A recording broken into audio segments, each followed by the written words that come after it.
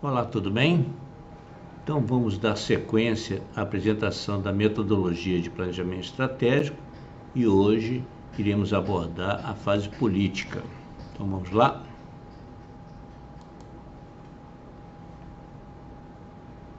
Então aqui, como já foi mostrado, a fase política ela é composta de duas etapas, a etapa de elaboração de cenários e a de concepção política.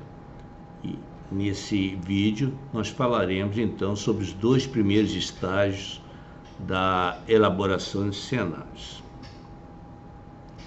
Bom, conforme eu já comentei anteriormente, a fase diagnóstica, a primeira fase da nossa metodologia, é uma fase de levantamento de campo, né? Coleta de dados, de informações, e essas informações serão utilizadas nas próximas fases. E nessa fase de diagnóstico nós identificamos como estamos, tá?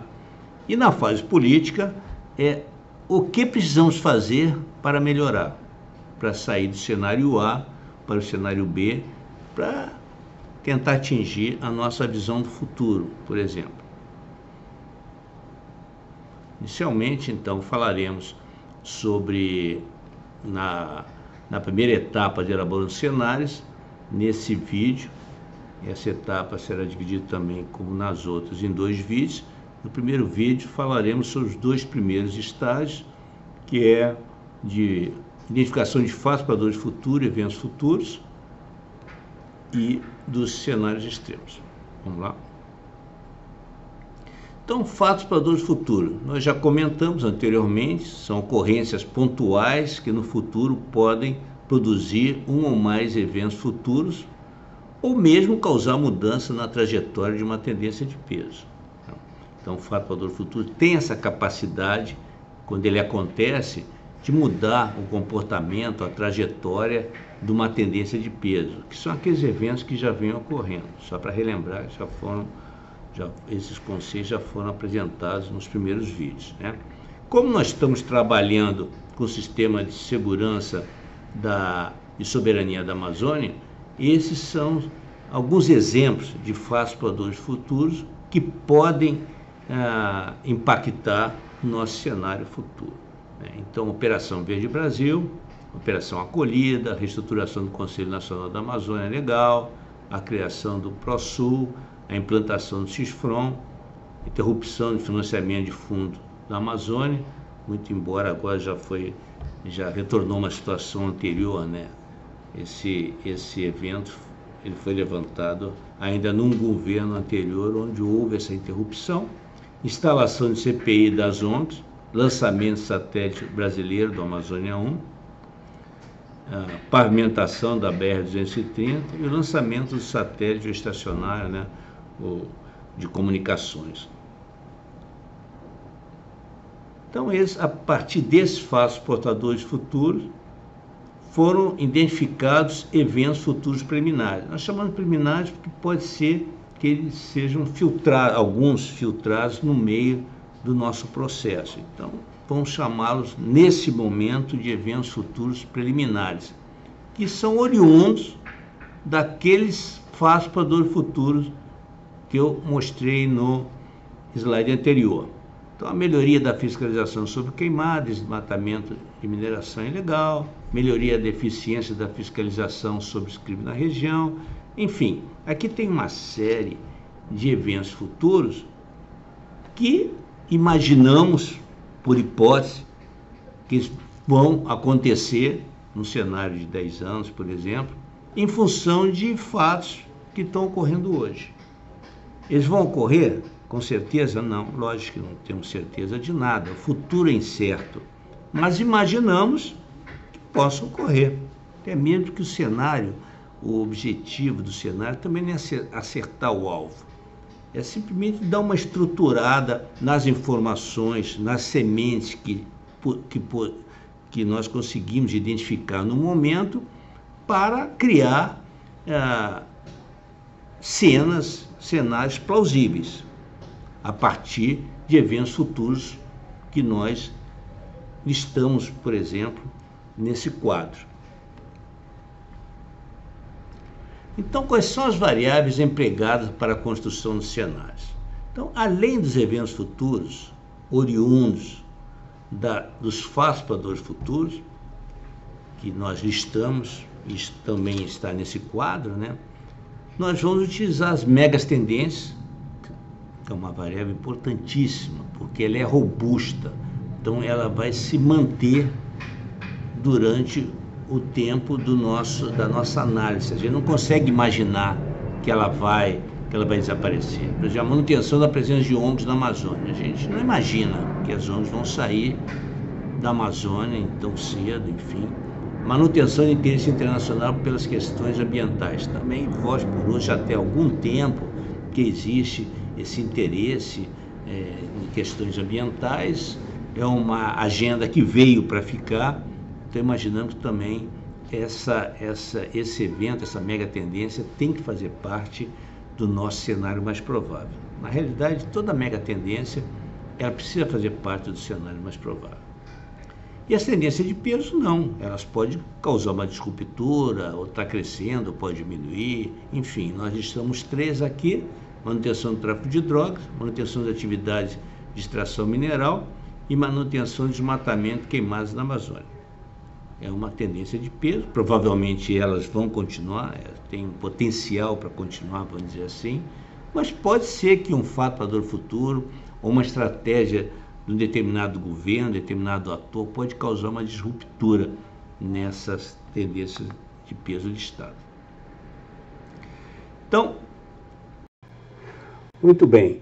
Então, a partir do momento que identificamos aquelas variáveis que serão utilizadas na elaboração dos cenários, nós vamos fazer uma análise estrutural. São 4 processos, e no final desse processo, dentro da metodologia utilizada na Escola Superior de Guerra, no momento, que é de cenários extremos, vamos estabelecer valores de probabilidade e de favorabilidade para construir esses cenários. O primeiro processo será de reavaliação das tendências. Eu já comentei que as tendências, nós identificamos o comportamento dela até o presente. Agora, no futuro, ela pode sofrer algum processo de disruptura, de mudança de trajetória, e ela vai, então, assumir um novo comportamento. Pode até ser tirada do sistema, um determinado ator, pode, inclusive, um evento que já vem ocorrendo, e ele cria uma situação que ela desaparece no futuro. O segundo seria impactos cruzados, que verifica a influência, caso o evento ocorra, qual é a influência da ocorrência dos outros eventos.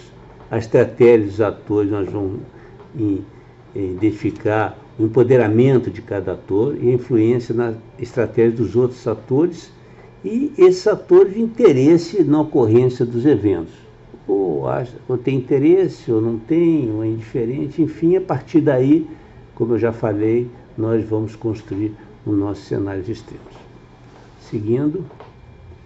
Então, o nosso primeiro processo, a reavaliação da tendência. Essa figura aqui, ela explica, é muito interessante, porque durante esse evento do preço do barril de petróleo, alguns eventos, alguns fatos foram ocorrendo, e são fatos para o futuro, que mudaram o comportamento, a trajetória do evento.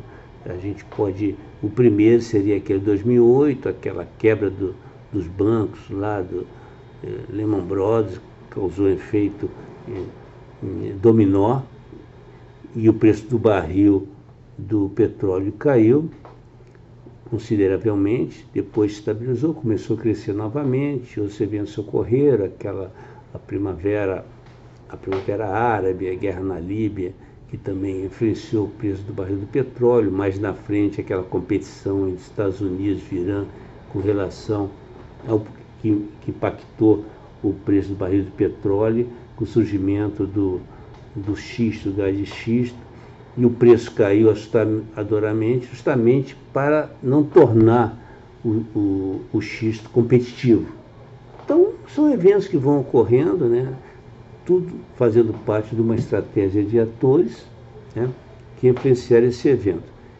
E aí é só para mostrar que as tendências podem sofrer uma mudança de comportamento no futuro. Então, aqui tem o nosso exemplo, nós estamos na esquerda as 3 tendências utilizadas nesse nosso trabalho aqui, do nosso sistema de soberania da Amazônia, segurança e soberania da Amazônia, e estamos também os fatos portadores futuros já apresentados.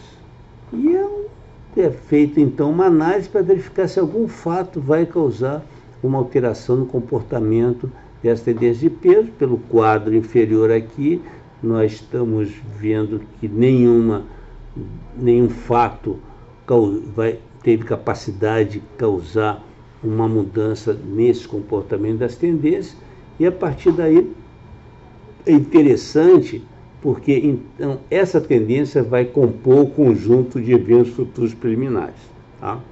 Porque num primeiro momento a gente acha que não vai causar nenhuma mudança de comportamento, mas durante a nossa análise, nos próximos processos, a gente então vai concluir qual seria o comportamento dela para compor o nosso cenário de extremos.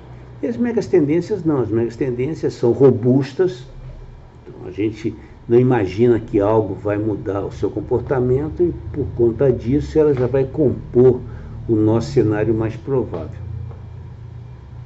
Então aqui eles são listados todos os eventos futuros preliminares que serão analisados no próximo passo, que será de impactos cruzados. Já incluímos nesse quadro as 3 tendências de peso. Então, o primeiro processo é de impactos cruzados, que, como eu já falei, verifica a influência entre os eventos. Então, caso o evento ocorra, com a influência do outro evento ocorrer. Por conta disso, depois é utilizada uma tabela de valores, que está na parte inferior do nosso quadro aqui. No caso desse exemplo, são 3 valores. Se não tem nenhuma influência, 0. Se é pouca influência, 1. Se é alta influência, 2. A equipe de planejamento pode, inclusive, colocar mais valores nessa tabela, tá? Dar uma refinada, vamos dizer, no processo. Mas, para fins didáticos, eu acho que já está de bom tamanho esses 3 valores. E, após isso, é feita uma soma desses valores na tabela, e na coluna da direita, então, é estabelecido o grau de dependência. Aqueles eventos são mais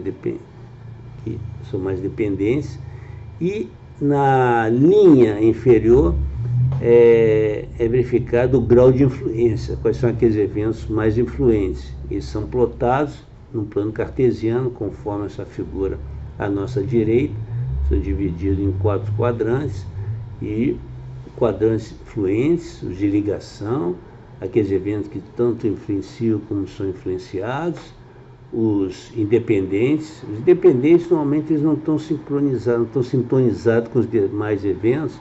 Então, se o grupo de estudo achar por bem, pode até excluí-lo do processo. Mas, se for um evento interessante, um evento importante para o estudo, ele pode também decidir manter no estudo.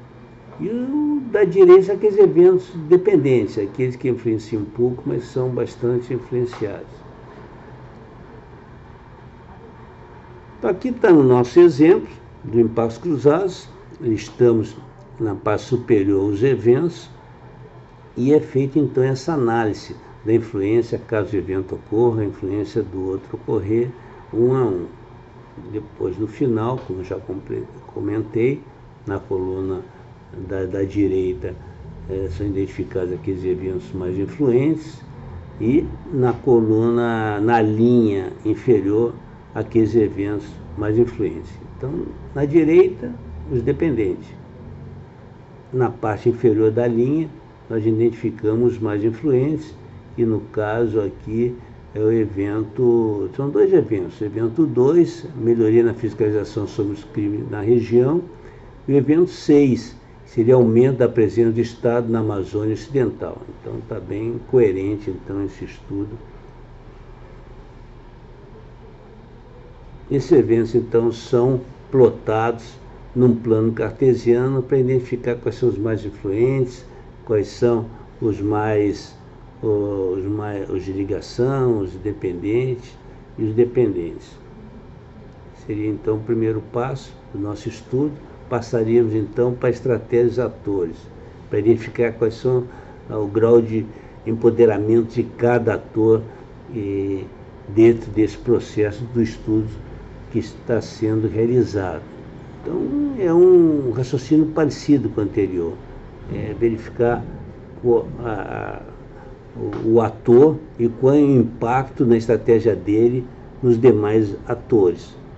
É também utilizado um quadro de grau de influência e depois de somatório nós vamos verificar quais são os autocráticos que estão na parte superior lá do nosso quadro, à esquerda, os sociáveis, políticos, aqueles que influenciam, mas também são influenciados, são seguidores. Os autônomos, a opinião dele não tem muita utilidade, porque eles não vão influenciar ninguém, mas também não são influenciados, a sua estratégia, né, é uma estratégia meio isolada. Então a opinião dele não é levada muito em consideração, não tem um peso significativo no estudo. E os seguidores também, da mesma forma, porque a opinião dele, desculpa, não é muito considerada. Aqui está o nosso exemplo, no nosso quadro, no nosso estudo. Então, o ator 1, por exemplo, não tem muita influência com relação à estratégia do ator 2, mas com o ator 3 já tem uma pouca influência, assim sucessivamente. À direita aqui estão listados os atores para que possamos identificar, né, no estudo com o ator. Aqui, então, esses valores, depois dos somatórios, são plotados também no plano cartesiano para identificar quais são aqueles autocráticos, sociáveis, os autônomos e os dependentes. E o último passo, né, do nosso estudo seria o interesse desses atores, tem aqui o quadro dos atores e dos eventos. Qual o interesse do ator que o evento ocorra, que o evento não ocorra, ou são indiferentes com relação ao evento. Então, é utilizada uma tabela conforme está sendo mostrado nesse slide. Na coluna da direita, nós vamos identificar o interesse despertado nos atores pelo evento. E na linha inferior, o interesse do ator no conjunto dos eventos. Então, isso daí, esse somatório, ele é feito em módulos, justamente para que possamos identificar justamente essas duas condições, o interesse despertado dos atores, o interesse do ator no conjunto de eventos. Senão, os valores poderiam se não fosse módulo, poderiam se anular, e daí não traria informação nenhuma, informação que nós precisamos. E a partir de toda essa análise estrutural, desse processo que acabamos de descrevê-los, nós vamos ter de uma forma subjetiva valores, né, de probabilidade e de favorabilidade. A favorabilidade é mais tranquila, né, é mais fácil identificar se é muito favorável, se é pouco favorável, se é muito desfavorável, pouco desfavorável. Esse grau de subjetividade é um pouco minimizado. O problema maior seria quando a relação, a subjetividade seria maior com relação à definição das probabilidades, né? Mas nós vamos utilizar, em função dessas informações extraídas nesse processo, um valor razoável de probabilidade para o acontecimento desses eventos.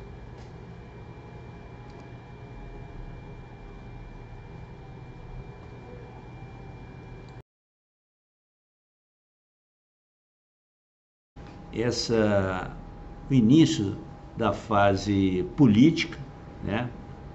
Chegamos até a definir quais são os eventos que vão fazer parte dos nossos cenários, E no próximo vídeo nós então daremos sequência a essa fase política. Então até a próxima. Bye, bye.